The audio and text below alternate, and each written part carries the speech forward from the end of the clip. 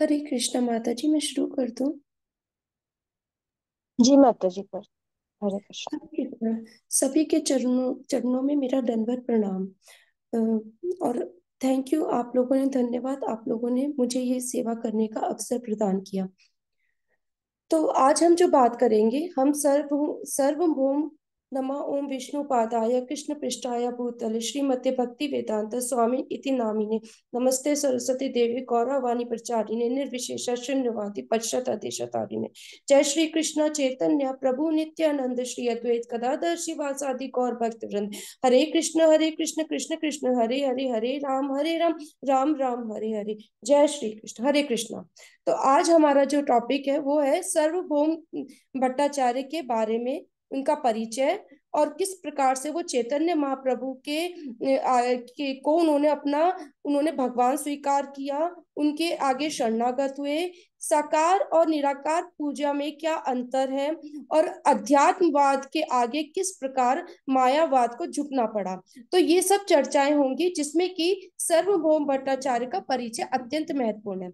ऐसा माना जाता है कि जो बृहस्पति देवता थे, जो कि देवताओं के गुरु थे, उनका जन्म चैतन्य महाप्रभु के समय में, लीला के समय में सर्वभौम भट्टाचार्य के रूप में हुआ, क्योंकि मायावादियों का उद्धार करना था।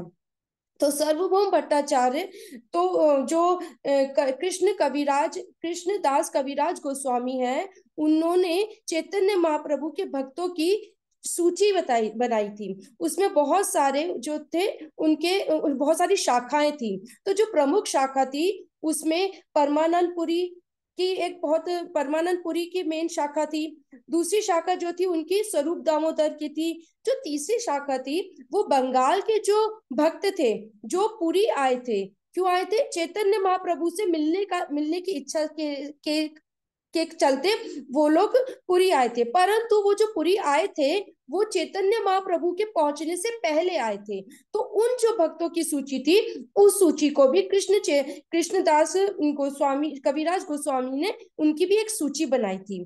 तो जो सूची थी, इसमें सर्वभौम भट्टाचार्य का नाम प्रमुख माना जाता है। और इनके जो छोटे भाई थे, जिनका नाम था जो इनके छोटे भाई थे, उनको भी इसमें प्रमुख माना जाता है, जिनका नाम था गोपीनाथ आचार्य। तो अब हम इनके जन्म के बारे में थोड़ा सा चर्चा करेंगे। तो श्री भक्ति सिद्धांत सरस्वती गोस्वामी ठाकुर जो हैं, वो अपने बंगाली श्लोक में लिखते हैं, बदशाखा एक सर्वभौम भट्टाचार्य तरम भगनी पति श्री गोपीनाथ आचार्य। वो इसमें एक्चुअली में वो परिचय दे रहे हैं किसका? सर्वभौम भट्टाचार्य का। और उनके जो भ्राता हैं, जो छोटे भाई है, उनका ये परिचय दे। तो सर्वभौम भट्टाचार्य का जो जन्म था वो विद्यानगर में हुआ था। विद्यानगर जो कि नवद्वीप और चंपाहटी से 2.5 किलोमीटर की दूरी में था। विद्यानगर के एक प्रसिद्ध निवासी थे, जिनका नाम था महेश्वर विशारदा विशारदा था। इनके जो वहां के प्रमुख निवासी थे, में तो फेमस निवासी थे ये। तो जो ये निवासी थे, उनके घर में ये पुत्र के रूप में इनका जन्म हुआ था। तो जो सर्वभौम भट्टाचार्य है, अब हम इनके जो शक युग की 14वीं शताब्दी जो थी, उसकी पूर्वार्ध में इनका जन्म हुआ था, ऐसा माना जाता है, जो गौड़ीय वैष्णव अभिधान के हिसाब से। और ये रारहा वर्ग के कुलीन ब्राह्मणों में से आते हैं, जो कि बंगाल में रहते हैं। तो अब हम बात करेंगे इनकी शिक्षाओं के बारे में। सर्वभौम भट्टाचार्य काफी इंटेलिजेंट थे। तो वो अपनी उच्च शिक्षा के लिए बिहार के मिथिला में आए। मिथिला में एक बहुत बड़ा विद्यालय था, जिसमें जो तर्कशास्त्री और वेदांतों के बारे में अच्छा ज्ञान दिया जाता था। तो वहां पर आकर के उन्होंने अपनी आगे की शिक्षा पूरी करी। क्योंकि वो बहुत इंटेलिजेंट थे, इसीलिए उनको चीजें अच्छे से कंठस्थ हो जाती थी। तो जो वहां के जो जो वहां के जो अध्यापक थे, जिनका नाम था पक्षधर मिश्र, इनके श्री सर्वभौम भट्टाचार्य इनके छात्र थे वहां पर। तो सर्वभौम भट्टाचार्य क्योंकि इंटेलिजेंट थे, तो वो हर वेदांत को और तर्क शास्त्र के जो रूल होते थे उनको अच्छे से कंठस्थ कर लिया करते थे, उनको लिखने की जरूरत नहीं पड़ती थी। और उस समय ऐसा भी होता था कि जो वहां के जो लोकल जो प्रोफेसर जो टीचर्स थे वो नहीं चाहते थे कि उनका ज्ञान बाहर जाए, तो वो नोट्स बनाने में और लिखने में थोड़ा मतलब परिवर्तन नहीं चाहते थे कि कोई भी नोट्स वगैरह में जो प्योर जो ज्ञान है उसमें कोई भी फेर बदल हो या उसमें कोई भी परिवर्तन हो। तो ऐसा करते लिखने का इतना नहीं था। सार्वभौम भट्टाचार्य ने सबको कंठस्थ कर लिया था। अब सार्वभौम भट्टाचार्य आगे अपनी शिक्षा पूरी करके वो वापस नवद्वीप आए। नवद्वीप में उन्होंने अपना एक विद्यालय खोला, और जब उन्होंने अपना विद्यालय खोला तो वहां पर तो क्रांति आ गई, क्योंकि मिथिला एक पहले से ही विद्यालय, जो मिथिला का विद्यालय था वो पहले से ही बहुत अच्छा माना जाता था, बहुत ही फेमस था। लेकिन अब जो वहां के जो लोग थे, वहां का जो नवद्वीप का जो विद्यालय था, अब या नवद्वीप के जो लोग थे उनको उस मिथिला के विद्यालय की इतनी जरूरत नहीं पड़ी, क्योंकि अब नवद्वीप में खुद ही बहुत अच्छा विद्यालय हो गया था। सार्वभौम भट्टाचार्य क्योंकि एक बहुत अच्छे शिक्षक भी थे, उन्होंने बहुत ही अच्छे तरीके से सभी छात्रों को ज्ञान दिया। और उन्होंने अपने बनाई हुई जो उनको कंठस्थ जो वेदांत सूत्र थे और जो तर्क शास्त्र के जो रूल थे, उन्होंने अपनी भाषा में लिपिबद्ध करके छात्रों को दिया। तो इससे छात्र वहां का जो विद्यालय था वो बहुत ही अच्छा फल फूल रहा था। अब जो सार्वभौम भट्टाचार्य थे, पर इन सब के चलते वो प्रसिद्ध भी हो रहे थे और उनका जगह जगह नाम भी हो रहा था, पर इन सब के चलते उनको थोड़ा सा अहंकार भी आ गया था। उन्होंने इस तरीके का अहंकार था कि उन्होंने चैतन्य महाप्रभु, जो कि वहां पर जो चैतन्य महाप्रभु को भी उन्होंने शिक्षा देने का प्रयास किया, जो कि शंकराचार्य का जो मायावाद ज्ञान था वो उसकी व्याख्या उन्होंने चैतन्य महाप्रभु के आगे करी। जबकि जो सार्वभौम भट्टाचार्य थे वो उस समय चैतन्य महाप्रभु के आगे शरणागत भी नहीं हुए थे, तो जो उनका ज्ञान था वो मायावादी ज्ञान था और वो पूरी तरीके से शुद्ध भी नहीं था, फिर भी उन्होंने वो ज्ञान उनको दिया। अब हम आगे देखते हैं कि सार्वभौम भट्टाचार्य ने एक बार जो सार्वभौम भट्टाचार्य नहीं, जो चैतन्य महाप्रभु हैं, उन्होंने किस प्रकार से चैतन्य महाप्रभु ने किस प्रकार से सार्वभौम भट्टाचार्य के घर में प्रवेश किया। तो एक बार की बात है कि चैतन्य महाप्रभु ने सन्यास लेना चाहते थे 24 वर्ष की आयु में। उनमें कटवा में जो केशव दास थे, उनके केशव भारती के अंडर उन्होंने सन्यास लिया। तो जब उन्होंने सन्यास लिया उस समय वो नवद्वीप छोड़ दिया था उन्होंने, चैतन्य महाप्रभु ने, और वो कहाँ आ गए थे, शांतिपुर से होते हुए वो पुरी वापस आ गए थे।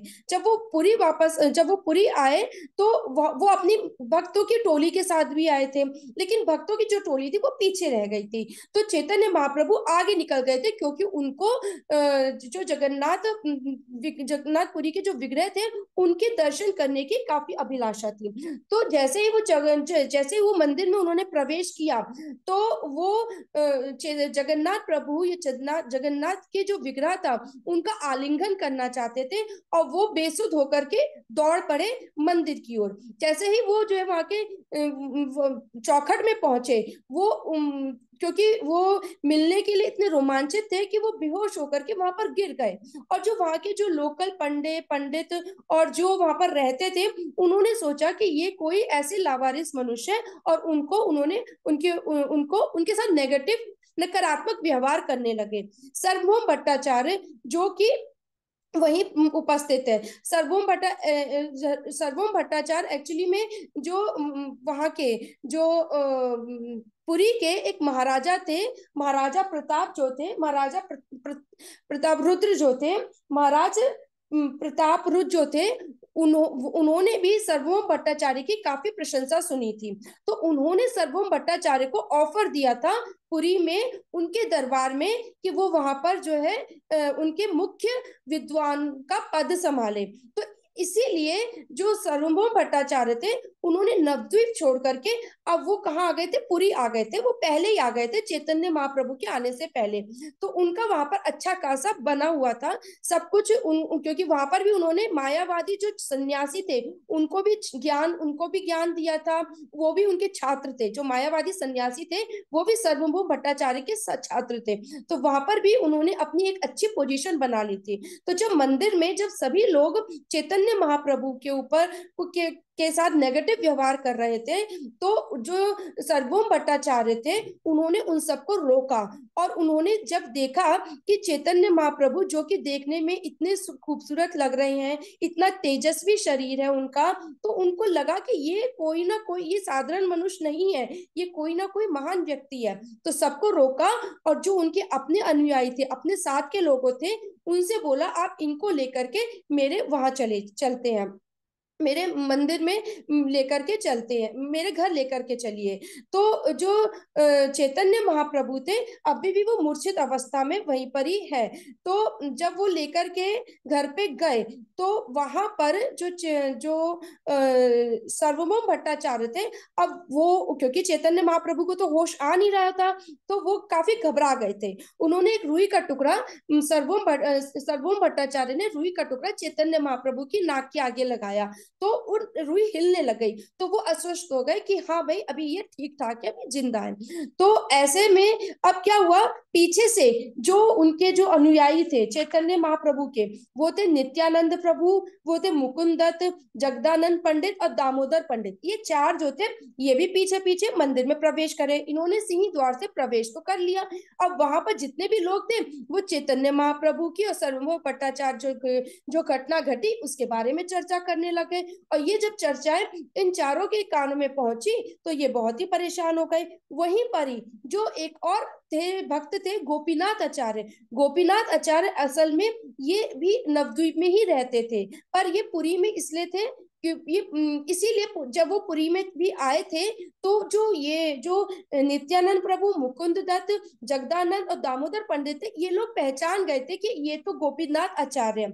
और गोपीनाथ आचार्य सार्वभौम भट्टाचार्य के साले भी थे। तो उनको इन चारों ने, क्योंकि ये वहां पर अकेले थे, तो इन चारों ने गोपीनाथ को भी अपनी बात बताई कि इस तरीके से चैतन्य महाप्रभु गोपीनाथ सार्वभौम भट्टाचार्य के घर में है, के घर पहुंच गए हैं। तो गोपीनाथ आचार्य जब ये सुना तो वो बहुत ही खुश हुए, बहुत ही रोमांचित हुए। उन्होंने कहा कि चलिए मैं आपको उनके घर लेके चलता हूँ। वो लोग सबके सब सार्वभौम भट्टाचार्य के घर में गए। सार्वभौम भट्टाचार्य का वहां पर इन चारों से परिचय कराया। अब सार्वभौम भट्टाचार्य ने अपने पुत्र, उनके पुत्र का नाम था चंदनेश्वर, चंदनेश्वर को बोला कि आप अभी इन लोगों को लेकर के जाइए जगन्नाथ के विग्रह में के इनको दर्शन कराइए पहले। तो जब जगन्नाथ विग्रह के दर्शन कराने के बाद अभी तक चैतन्य महाप्रभु को होश नहीं आया है। तो ये एक बहुत अच्छी बात, एक बहुत इसमें एक बहुत रोमांचक बात है कि होश नहीं आया, तो अब उनको होश कैसे आएगा। तो जब वो मंदिर से वापस वो जब घर आए चारों के चारों, उन्होंने उच्च स्वर में हरे हरे कृष्ण महामंत्र का कीर्तन करना शुरू किया। जैसे ही उन्होंने कीर्तन करना शुरू किया तो चैतन्य महाप्रभु को होश आ गया और सार्वभौम भट्टाचार्य को बहुत ही तसल्ली मिली कि चैतन्य महाप्रभु को होश आ गया। अब चारों के चारों, अब सार्वभौम भट्टाचार्य क्योंकि बहुत ही वेदांती थे, बहुत ही ज्यादा पूजा पाठी वाले थे, बहुत ही ज्ञानी थे, उन्होंने क्या कहा, उन्होंने कहा कि आप सबके सब आज दोपहर को मेरे यहाँ प्रसादम ग्रहण करेंगे, तो इसके लिए पहले आप लोग समुद्र में स्नान करके आ जाइए।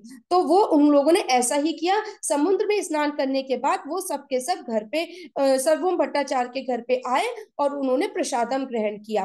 प्रसादम ग्रहण करने के बाद चैतन्य महाप्रभु से जब उनका परिचय हुआ तो सार्वभौम भट्टाचार्य ने कहा कि आपको जो संन्यास में नाम दिया गया है वो तो बहुत अच्छा है, पर जो आपका जो बहुत सुंदर नाम दिया है, परंतु ऐसा लगता है कि आपको जो दीक्षा दी गई है, आपको जो संन्यास दिया गया है, वो भारत की संन्यास रीति के हिसाब से निम्न मतलब मध्यम वर्ग का है। तो गोपीनाथ आचार्य को ये सुन के बहुत बुरा लगा। उन्होंने कहा कि जो चैतन्य महाप्रभु है वो स्वयं भगवान है, उनको किसी भी आइडेंटिटी की जरूरत नहीं है और किसी भी योग्यता की जरूरत नहीं है, वो तो अपने आप में ही भगवान है। तो सार्वभौम भट्टाचार्य की और जो गोपीनाथ और अन्य भक्त हैं उनके साथ काफी लंबी वार्ता हुई। और जो ये वार्ता है, ये वार्ता भी चैतन्य चरितामृत के 6 अध्याय में जो कृष्णराज कविराज है उन्होंने अच्छे से इसको एक्सप्लेन किया है। जब चैतन्य महाप्रभु और लेकिन जो सर्वोम भट्टाचार्य अभी भी वो रुके नहीं। जो चैतन्य महाप्रभु थे, देखिए वो इतने शालीन थे कि उन्होंने, जब ये लोग विरोध कर रहे थे तो उन्होंने उनको मतलब उन्होंने कहा कि आप लोग ऐसा मत कीजिए, क्योंकि सर्वभौम भट्टाचार्य भगवान के निकट पार्षद हैं और आप जो है उनको ऐसे बोल के उनका अपमान मत मत कीजिए। वो जो कह रहे हैं, क्योंकि वो बहुत उच्च श्रेणी के हैं, बहुत ही ज्ञानी है, हमें उनका कहना मानना चाहिए। इस तरीके से चैतन्य महाप्रभु ने अपनी विनम्रता सर्वभौम भट्टाचार्य के प्रति दिखाई। अब सर्वभौम भट्टाचार्य ने फिर बोलना शुरू किया। उन्होंने कहा कि आपको तो वेदांत का भी ज्ञान, मतलब आप इतने खूबसूरत, आप इतने बड़े, आप इतने आप सन्यासी जीवन जीना चाहते हैं तो आपको वेदांतों का भी ज्ञान होना चाहिए, और वेदांत का ज्ञान तो आसान नहीं है। तो चैतन्य महाप्रभु ने यह भी स्वीकार किया। उन्होंने कहा ठीक है, हम वेदांत का ज्ञान भी सुनने को तैयार है। तो सर्वभौम भट्टाचार्य ने कहा, तो सर्वभौम भट्टाचार्य ने चैतन्य महाप्रभु को वेदांत का ज्ञान देना शुरू कर दिया। 7 दिन बीत गए, चैतन्य महाप्रभु बस उनका ज्ञान सुनते जा रहे थे, कोई भी उन्होंने प्रश्न नहीं किया। तो सर्वभौम भट्टाचार्य ने पूछा कि वेदांत इतना कठिन है, बिना प्रश्न के इसको समझा नहीं जा सकता, आपने प्रश्न क्यों नहीं पूछा? चैतन्य महाप्रभु ने कहा, मैंने प्रश्न, आपने तो मुझको सुनने के लिए बोला था, आपने तो प्रश्न पूछने के लिए बोला ही नहीं, तो मैंने इसलिए प्रश्न नहीं पूछा। तो सर्वभौम भट्टाचार्य ने कहा कि नहीं ठीक है, आप पूछ सकते हैं। तो चैतन्य महाप्रभु ने कहा कि आपका जो जो वेदांत के जो सूत्र है और जो इसका अर्थ है वो तो मुझे अच्छे से समझ में आ गया है, परंतु जो उसमें आप अपनी व्याख्या दे रहे हैं, क्योंकि जो वेदांत का सूत्र है सूरज के समान है, और जो उसमें से जो ज्ञान निकल रहा है वो शुद्ध प्योर जो प्रकाश है उसका, उसके समान है, परंतु जो आपके ज्ञान की जो व्याख्या है, आप जो अपनी व्याख्या डाल रहे हो, ये बादलों के जैसे है। तो वो जो है रुकावट बन रहा है हम तक, भक्तों तक वो जो शुद्ध ज्ञान है वो आने में, वो बादल रुकावट बन रहे हैं। सर्वभौम भट्टाचार्य को बहुत बुरा लगा और उन्होंने फिर ब्रह्म में चर्चा करनी शुरू कर दी। तो चैतन्य महाप्रभु ने उनको कहा कि आप ऐसा कीजिए, मुझे आत्मा राम के ऊपर, जो आत्मा राम, जो कि चैतन्य चरितामृत का एक ऐसा श्लोक है जो कि सबसे कठिन माना जाता है, जिसमें कि बहुत सारे, एक एक शब्द की बहुत सारी व्याख्याएं दे रखी है, तो उसके ऊपर उन्होंने कहा कि आप ऐसा कीजिए, मुझे इस पर आप अपनी व्याख्या कीजिए। तो ये जो श्लोक था, तो जो वासुदेव सर्वभौम भट्टाचार्य थे उन्होंने इसमें व्याख्या देना शुरू किया, और उन्होंने 9 अलग अलग तरह की व्याख्या दी। तो चैतन्य महाप्रभु ने इसी के ही विपरीत उन 18 तरह की अलग अलग व्याख्याएं दी, और जिसमें उन्होंने सर्वभौम भट्टाचार्य के व्याख्याओं का जरा भी मदद नहीं ली। बस यही जो पल था, इसी पल सर्वभौम भट्टाचार्य समझ गए कि ये जो व्यक्ति है ये साधारण व्यक्ति नहीं है, ये बहुत ही विद्वान है, और होना हो ये जरूर भगवान ही है। तो सर्वभौम भट्टाचार्य को अपने अहंकार पर बहुत ही पश्चाताप हुआ, उन्होंने माफी मांगी और वो चैतन्य महाप्रभु के आगे शरणागत हो गए। जैसे ही वो शरणागत हुए, चैतन्य महाप्रभु तो मतलब खुशी से बहुत बहुत ही खुश हुए, और उन्होंने अपने फिर चतुर्रूप के दर्शन कराए, उसके बाद बांसुरी लिए कृष्ण भगवान के रूप में अपने दर्शन कराए, और उन्होंने उसके बाद छह भुजाओं वाले भगवान के भी दर्शन करवाए। तो जो 6 भुजाओं वाला जो भगवान का दर्शन है वो सर्वभौम भट्टाचार्य बर्दाश्त नहीं कर पाए, क्योंकि उसमें से बहुत ही ज्यादा तेज निकल रहा था, बहुत प्रकाश आ रहा था, और वो वहीं पर ही मूर्छित हो गए। तो वो जो उनका रूप था 6 भुजाओं वाला, वो इतना प्रसिद्ध हुआ कि आज भी जगन्नाथ में चैतन्य महाप्रभु के जो जो जो रूप है 6 भुजाओं वाला, उसकी पूजा की जाती है। अब आगे क्या हुआ, अब जो सर्वभौम भट्टाचार्य थे वो तो जो है अच्छे खासे भक्त बन गए थे। तो जब वो भक्त बने तो अब उन्होंने चैतन्य महाप्रभु के ऊपर उनके ऊपर व्याख्याएं लिखनी शुरू करी, उनके ऊपर स्तुतियां लिखनी शुरू करी। तो उन्होंने 100 प्रकार की स्तुति लिखी और उन्होंने 2 स्तुति ताड़ के पत्र पे लिख करके जगदानंद जी को दी। तो जगदानंद जी बहुत ही समझदार थे, दूरदर्शी थे, उनको पता था कि जो सर्वभौम भट्टाचार्य ने लिख करके इसलिए दी कि वो जो है चैतन्य महाप्रभु को दे, उनको सुनाए ये स्तुति। तो जगदानंद जी को पता था कि ये जो है चैतन्य महाप्रभु तक पहुंचेगा तो कुछ गड़बड़ होगा। तो उन्होंने उनको जो जो वो लिपि जो लिखा था उसको दरवाजे पे लगा दिया और जितने भी भक्त थे उन्होंने वो सारे के सारे सुन लिए। सारे के सारे जब उन्होंने देखा कि यहाँ पर कोई स्तुति लिखी हुई है तो सभी भक्तों ने उस स्तुति को याद कर लिया। और जब तक वो स्तुति ताड़ के पत्र वाली चैतन्य महाप्रभु तक पहुंची और चैतन्य महाप्रभु ने तो फाड़ के फेंक दी, लेकिन वो स्तुति तब तक सबको कंठस्थ हो गई थी। तो इस तरीके से ये कुछ छोटी छोटी घटनाएं हैं।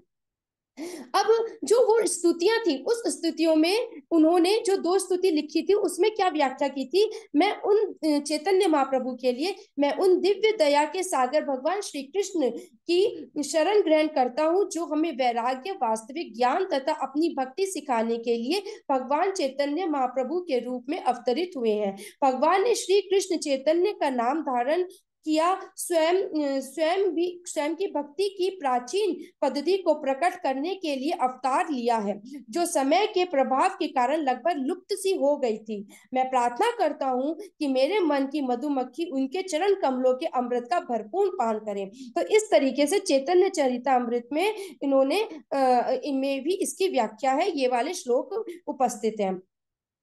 तो अब क्या हो गया, अब जो चैतन्य जो सर्वभौम भट्टाचार्य थे, सर्वभौम भट्टाचार्य का अब चैतन्य महाप्रभु ने एक और घटना है जिसमें सर्वभौम भट्टाचार्य की जो प्रसादम है उस पर अटूट श्रद्धा हो गई। अब क्या हुआ, सुबह सुबह चैतन्य महाप्रभु जगन्नाथपुरी का महाप्रसाद लेकर के वो वहां पहुंच गए सर्वभौम भट्टाचार्य के घर में। सर्वभौम भट्टाचार्य ने उस समय तक ना तो जो है अपने दांत साफ किए थे, ना ही उन्होंने स्नान किया था और ना ही उन्होंने कोई भी पूजा पाठ का कार्यक्रम कुछ भी नहीं किया था। और चैतन्य महाप्रभु महाप्रसाद लेकर के सर्वभौम भट्टाचार्य के सामने पहुंच गए। सर्वभौम भट्टाचार्य ने जैसे ही प्रसाद देखा, उन्होंने प्रसाद को देखते ही कहा, शुष्कम प्रियुषितम वपिनितम व दूरा देशतः प्राप्ति मात्रेन भोक्तव्यम नात्र कला विचारणा।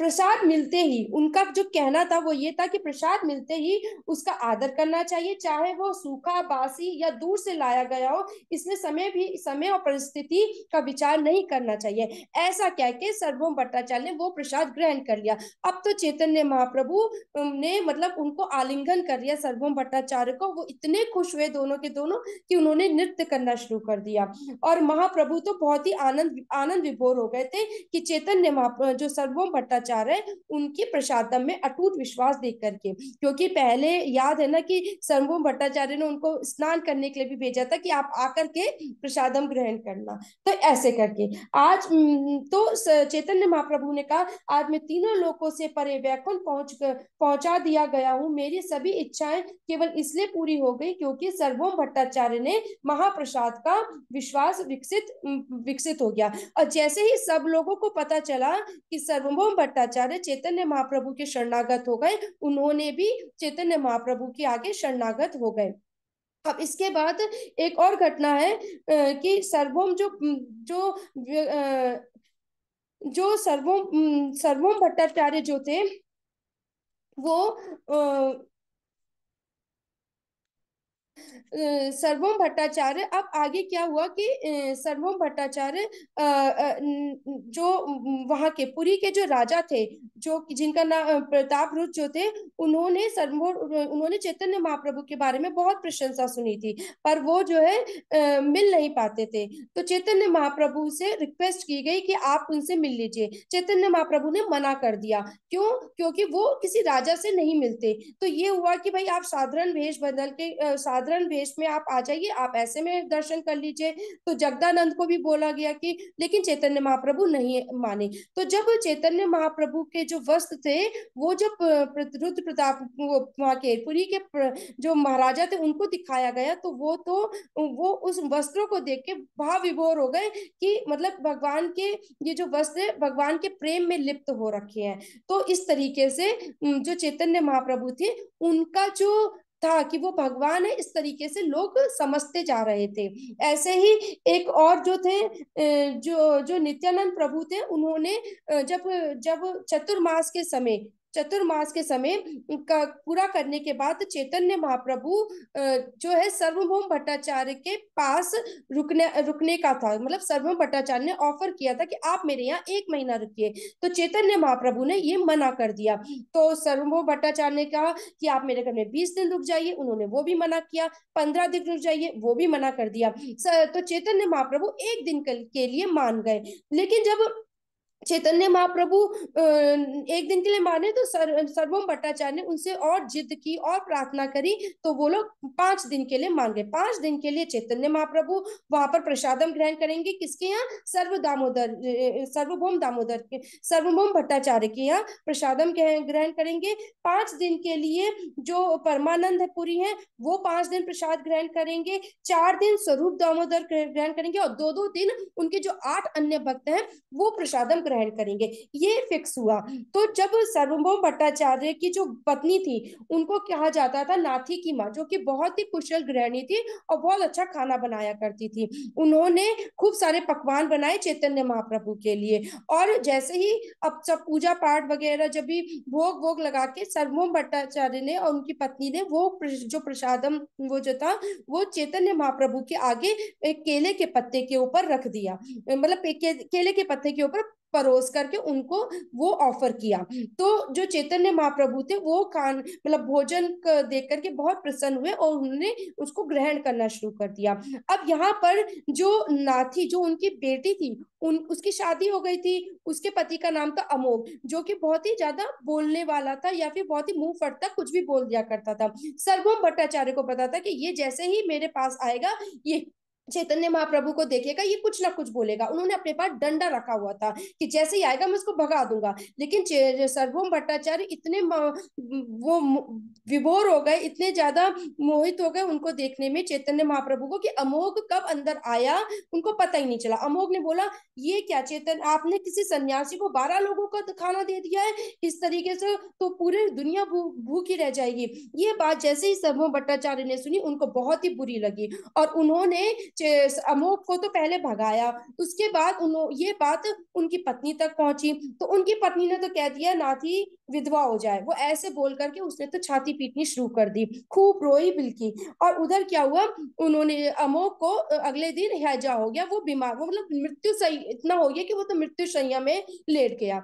तो चेतन अब सर्वभौम भट्टाचार्य ने कहा ये तो इसको इसके किए की सजा मिल रही है। उन्होंने उपवास रखा, और जो वो थी उनकी वाइफ थी, उन्होंने भी उपवास रखा। ये सब बातें जगदानंद ने चैतन्य महाप्रभु को बताई। चैतन्य महाप्रभु ये बात को हंसी में भी टालना चाह रहे थे कि चलो कोई बात नहीं, ये उसने जो कहा उसको छोड़ दो। लेकिन ऐसा नहीं हुआ। सब लोग, जो बुरा लगा था तो बुरा लगा था। तो चैतन्य महाप्रभु ने को जब ये पता चला जगदानंद से कि अमोघ की तबीयत बहुत खराब हो गई है, तो वो पहले अमोघ के पास गए, अमोघ की छाती में हाथ रखा और बोला कि तुम तो इतने शुद्ध भक्त हो, और तुम ये कहाँ जलन जेलसी लेकर के फिरे हुए, अपने हृदय में इतनी जलन क्यों रखी हुई है? और आप तो सर्वभौम भट्टाचार्य के रिश्तेदार हो। मैं तो सर्वभौम भट्टाचार्य के हर एक चीज से प्यार करता हूँ, इवन उसका जो कुत्ता है मुझे तो वो भी बहुत प्रिय है। तो तुम तो उसके रिश्तेदार हो, तो तुमको मैं कैसे नहीं प्यार करूंगा? तुम बहुत भाग्यशाली हो कि तुम सर्वभौम भट्टाचार्य के रिश्तेदार हो। तो ऐसा कहा। और जब चैतन्य महाप्रभु ने उसके अमोघ की छाती पे हाथ रखा, तो अमोघ ठीक हो गया था। जैसे उसने ये चमत्कार देखा, वो भी चैतन्य महाप्रभु के आगे शरणागत हो गया। और इस प्रकार जो वो थे सर्वभौम भट्टाचार्य, और जो उनकी पत्नी थी चैतन्य महाप्रभु ने उनको भी समझाया कि आप अपना व्रत को तोड़ दीजिए। तो इस तरीके से ये घटना घटी। तो यहाँ पर एक थोड़ा सा है कि जो साकारवादी थे और जो मायावादी थे, जो सर्वभौम भट्टाचार्य थे, वो जो थे वो वो लोग मानते थे कि जो साकार पूजा है, साकार पूजा वो लोग करते हैं जो कि निम्न स्तर में हो अध्यात्म के, ऐसा वो मानते थे। कौन? जो मायावादी लोग थे। तो ये चीजें जो है लोगों को पसंद, मतलब जो जो वो थे, चार जो संप्रदाय थे, उनको ये चीजें पसंद नहीं थी, जो कि माधवा संप्रदाय, निम्बकाचार्य संप्रदाय और श्री संप्रदाय और रुद्र जो संप्रदाय थे, उनको ये चीजें पसंद नहीं आई और उन्होंने अपनी अपनी व्याख्याएं दी। उन्होंने कहा कि जो विग्रह पूजा है, जो साकार पूजा है, वो पूजा निम्न नहीं है, और उन्होंने उसका पक्ष लिया साकार पूजा का, जिसमें चैतन्य महाप्रभु भी मुख्य माने जाते हैं। तो जो निराकार, जो निराकार इस तरीके से मतलब सर्व जो मायावाद था, मायावाद को फाइनली सर्व अध्यात्मवाद के आगे झुकना पड़ा। और सर्वभौम भट्टाचार्य ने की भगवान ने बहुत ही प्रशंसा की। भगवान के साथ उन्होंने कई अन्य गतिविधियों में भाग लिया, जैसे जल क्रीड़ा, प्रवास भोज। तो जब वल्लभ भट्ट पुरी आए तो भगवान ने उनके सामने सर्वभौम भट्टाचार्य की महिमा की इस प्रकार से की। सर्वभौम भट्टाचार्य 6 दार्शनिक प्रणालियों के विद्वान है। इन सिद्धांतों के में दुनिया के लिए प्रोफेसर होने के बावजूद वे भगवान के लिए उत्कृष्ट भक्त हैं। उन्होंने मुझे भक्ति के अनुशासन की सीमा सिखाई। उनके माध्यम से मैंने सीखा है कि कृष्ण के साथ एकता सभी प्रकार रहस्य प्रणालियों का सार है। हरे कृष्णा। सभी को मेरा दंडवत प्रणाम। अगर मुझसे कोई त्रुटि हो गई हो तो मुझे क्षमा करना। हरे कृष्णा।